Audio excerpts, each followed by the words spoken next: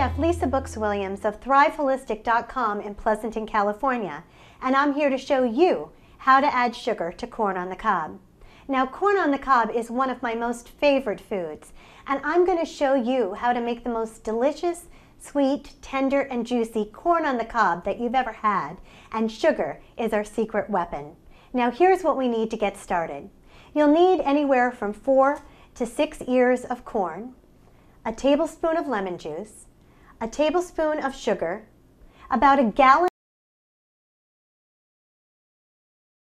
Now we're going to take our corn and put it into our pot with cold water. We want to make sure that the water is enough to at least cover the corn.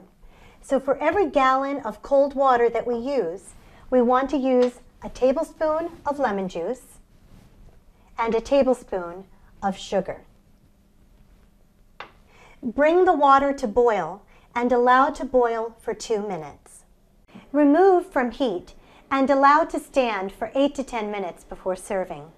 Now your corn on the cob is ready to eat, and you can top it with your favorite topping: butter, garlic, pepper, or even salt.